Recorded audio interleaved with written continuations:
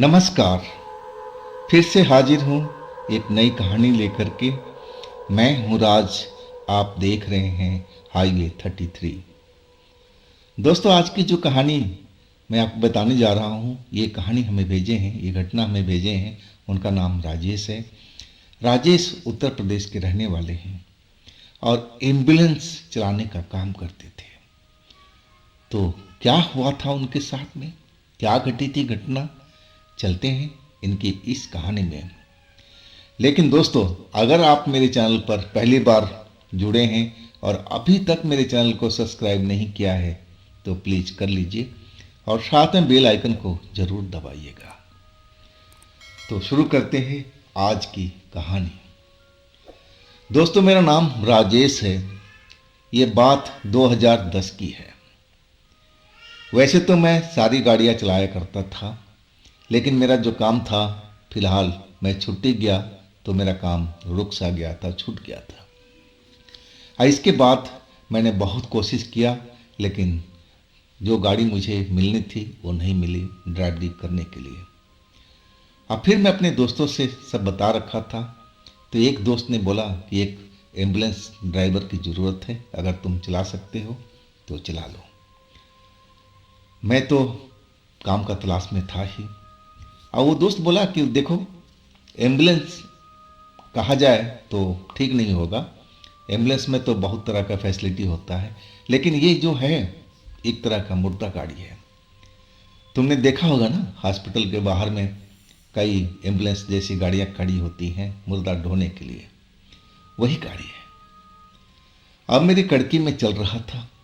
मेरे पास पैसे नहीं थे, काम नहीं था, और काम जो मिल रहा था, मैं एक पल तो थोड़ा चौंक सा गया था।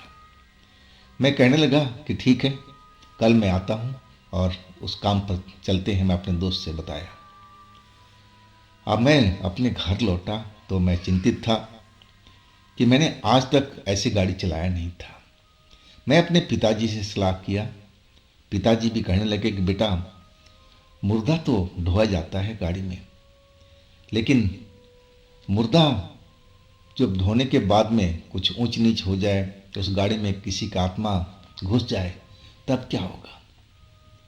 अब पिताजी का भी कहना ठीक ही था, तो कहने लगे इसके लिए उपाय है। और फिर वो अपने गुरुजी से एक यंत्र बनवा के ले आए थे, एक धागा। और वो कहने लगे कि बेटा, इसको तो गले में डाल ले, अब फिर सब कुछ सही हो जाएगा। तेरे पास में कोई भी मुर्दा शक्ति या कोई भी काली शक्ति तेरे पास नहीं फटकेगी।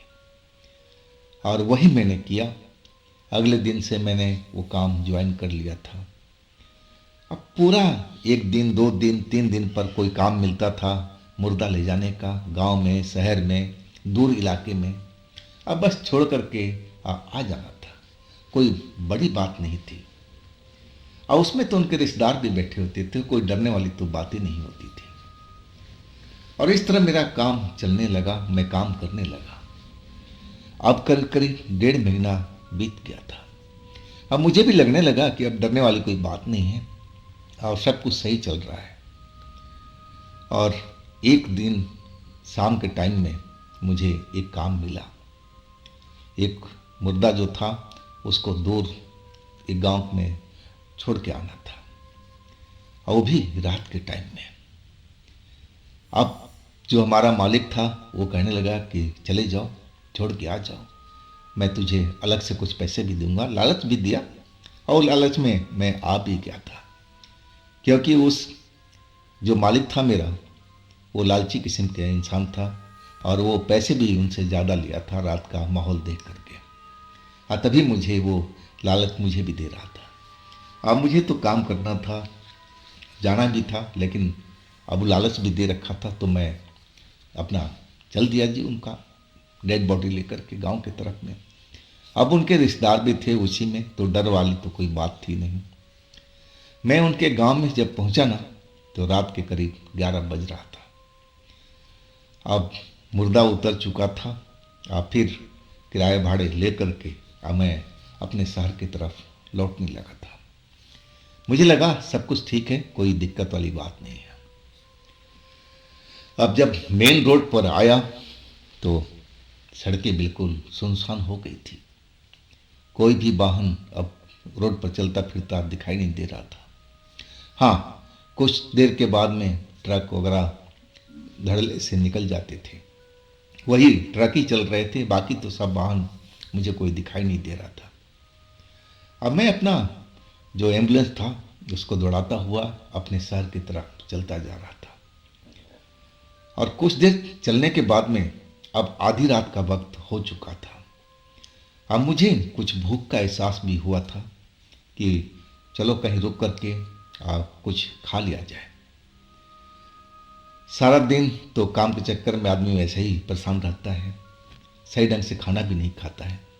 लेकिन एक रात का ही टाइम जो फुर्सत वाला होता है और उसमें थोड़ा तसल्ली बख्श खाना सुकून से आदमी खाता है।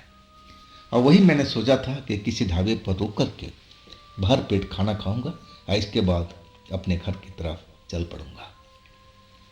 लेकिन अभी जो ढाबा था वो तो काफ़ी दूर था और तभी मुझे लगने लगा कि मेरे जो एम्बुलेंस है उसमें से एक कुछ आवाज़ सी हो रही है, जैसे किसी का रोने का। और एम्बुलेंस तो हमारी पुरानी थी ही, और जैसी आवाज़ निकल रही थी ना तो मुझे लगने लगा कि गाड़ी हिल रही है ना, तो इसी वजह से गाड़ी आवाज़ कर रही है। और मैं चलता रहा, मैं ज़्यादा परवाह भी नहीं किया था। लेकिन कुछ ही दूर चला था और वो जो आवाज़ जो धीरे धीरे आ रही थी अब अचानक वो तेज हो गई थी। और तेज हुई उसी के साथ मेरा एम्बुलेंस का जो इंजन था वो बिल्कुल ठप पड़ गया, बंद पड़ गया। अब वो आवाज़ तेज आने लगी थी और ऊपर से मेरा इंजन जो गाड़ी का था बंद पड़ गया था। डर तो लगा था मुझे, लेकिन मुझे लगा कि मैंने तो जो तांत्रिक का धागा है गले में डाल रखा हूँ और मुझे तो ऐसा कुछ होगा नहीं, मैं तो बिल्कुल सही रहूँगा। लेकिन मैं परेशान था। पहले तो मेरा इंजन काम नहीं कर रहा था, ऊपर से उसमें से गाड़ी में से आवाज़ आ रही थी किसी की, पहले कम कम लेकिन अब तेज आ रही थी। सबसे पहले मैंने पीछे झांक करके देखा तो मुझे कोई नज़र नहीं आया। बिल्कुल मेरी गाड़ी जो एम्बुलेंस थी खाली थी। हाँ, लेकिन रोने की आवाज़ कहाँ से आ रही थी, कैसे आ रही थी? इसके लिए मैं पहले पीछे की तरफ गया, गेट खोला और गेट खोल करके देखने लगा, लेकिन कोई था ही नहीं उसमें। और जब गेट खोला ना तो जो रोने की आवाज़ थी एकाएक बंद सी हो गई थी। अब मैं सोचने लगा कि अब तो मैं फंस गया हूँ, मेरा इंजन गाड़ी का बंद पड़ गया है, तो मैं अब आगे कैसे जाऊँगा? चलो मैं थोड़ा ट्राई करता हूँ कि मेरा इंजन गाड़ी का स्टार्ट हो जाए। और मैं बोनट खोल करके देखने लगा इंजन को। और तभी मुझे एहसास हुआ कि मेरे बगल में कोई खड़ा है और वो लंबी लंबी सी सांसें ले रहा है। मुड़ करके देखा तो कोई नहीं था, लेकिन वो सांसों की आवाज़ मुझे साफ सुनाई पड़ रही थी। अब तो एक मेरा जो जी था एकदम डर गया था, सिहर गया था पूरा बदन। अब मुझे लगने लगा कि जो मैं सुना हूं ना ये किसी आत्मा का आहट है, जरूर मेरे आसपास में कोई है और तभी मुझे ऐसा महसूस हो रहा है। बहन में भी जो रोने का आवाज़ थी, लेकिन कोई दिखाई नहीं दिया। और यहाँ मेरे पीछे सांसों की आवाज़ सुनाई पड़ रही थी, लेकिन कोई भी दिखाई नहीं दे रहा था।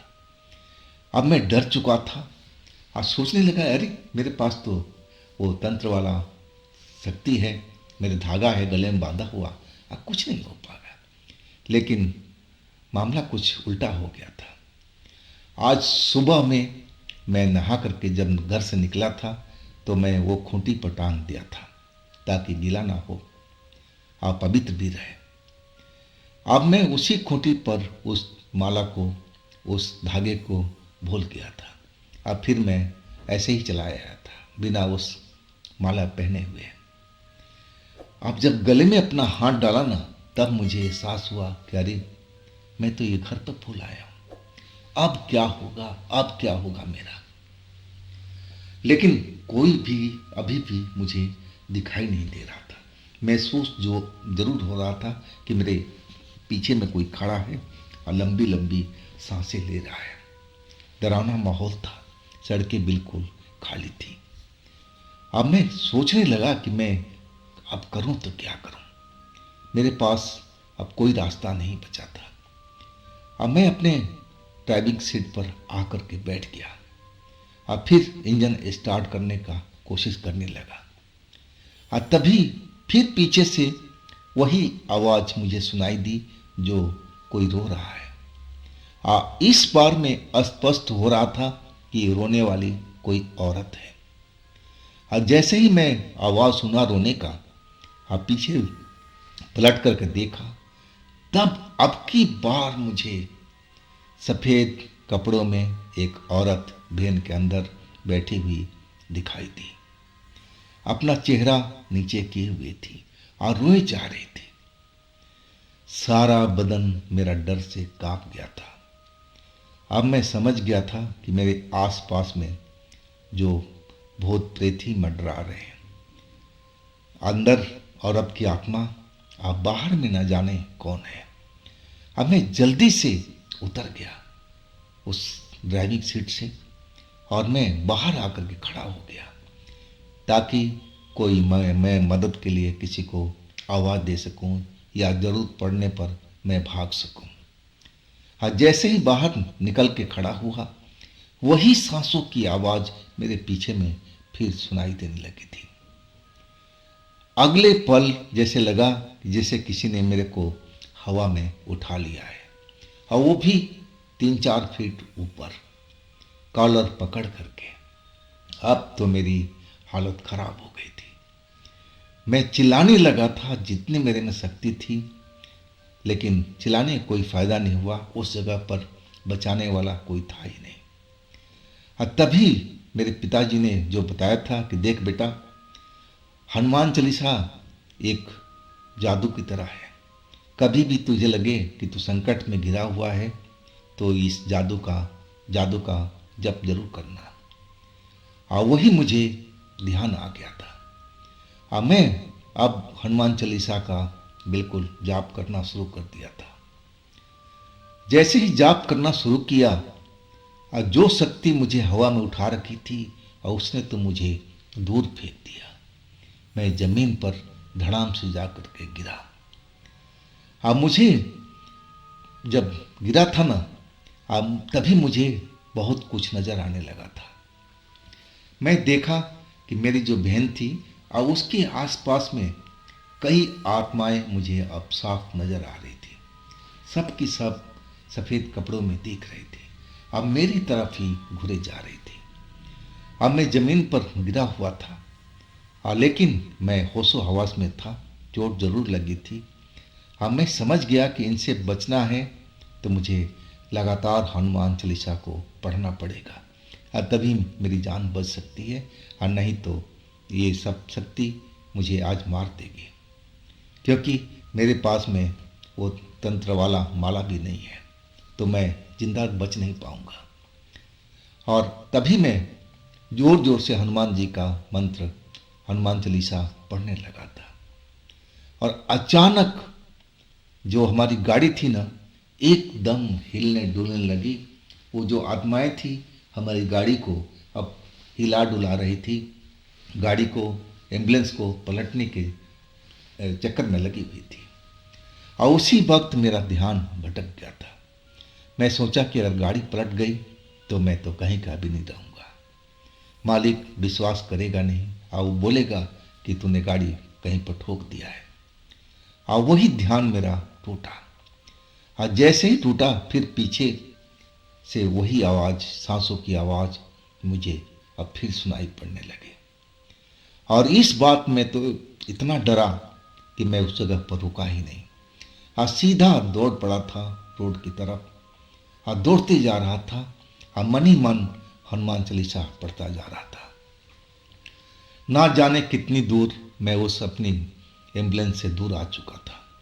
मैं तो पीछे पलट कर भी नहीं देख रहा था, इतनी मेरे दिल के अंदर में दहशत भरी हुई थी। और आगे आगे चलता जा रहा था, दौड़ता जा रहा था। अब मैं इतना दूर आ चुका था कि अब मुड़ने के बाद मैंने देखा तो एम्बुलेंस मेरी कहीं पर नज़र नहीं आ रही थी।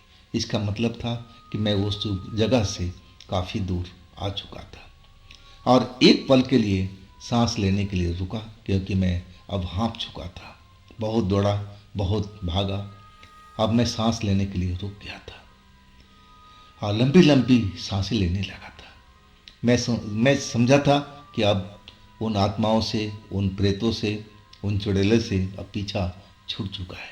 अब मैं बिल्कुल उनसे दूर आ चुका हूँ। लेकिन सबसे बड़ी मेरी गलतफहमी थी, हाँ, जैसे ही सांस लेने लगा था, अब मुझे लगा कि मेरे पीछे वही व्यक्ति खड़ा है जो लंबी लंबी सांसें ले रहा है। अब फिर तो मैं जान बचा करके फिर आगे की तरफ दौड़ पड़ा था। दौड़ता दौड़ता एक ढाबे पर पहुंच गया था। ढाबा खुला हुआ था, लेकिन वहां पर कोई भी ड्राइवर, कोई भी गाड़ी नहीं मुझे दिखाई दे रही थी। हाँ, रोशनी था, हम मालिक उसका बैठा हुआ था। हाँ, दौड़ते हुए मैं उस ढाबे के अंदर पहुंच गया था। मुझे इस तरह भागता देखता हुआ वो भी घबरा गया था और कहने लगा, भाई तुम इस तरह कैसे दौड़ के आ रहे हो, क्या हुआ तुम्हारे साथ में? मैं कई पल तो उसको अब बता भी नहीं पाया, क्योंकि मैं बिल्कुल एकदम हाँफ रहा था। दौड़ने के कारण मेरी सांसें फूली हुई थी। अब फिर उसने बोला, भाई पहले पहले पानी पी लो, पानी पी लो। क्या हुआ तुम्हारे साथ में आराम से बता देना, लेकिन पानी पी लो, सांस लो। जब मैं पानी का गिलास लेकर के अब थोड़ा पानी पिया, तब मेरी दम में दम आया। अब मैं बताने लगा कि भाई मेरे साथ में ऐसी ऐसी घटना हुई, मेरी एम्बुलेंस है और पीछे छोड़ करके भागा हूँ। एक एक बात मैंने उस ढाबे वाले से बताया। वो कहने लगा कि घबराओ मत, इस जगह पर कोई आत्मा नहीं आती है, ये जगह पवित्र है और मैं पवित्र रखता हूँ, तो यहाँ पर तुम्हें डरने की ज़रूरत नहीं है। तुम आराम से रात बिता सकते हो और सुबह में देखना कि तुम क्या कर सकते हो, तुम्हारी गाड़ी कहाँ है, उसके बारे में सोचना, लेकिन अपनी जान बचाओ और इस जगह पर तुम आराम से रहो। और वही हुआ। मैं उस ढाबे पर पूरी रात बिताया था। जब सुबह हुई थी तब मैं अपने गाड़ी की तरफ चला था।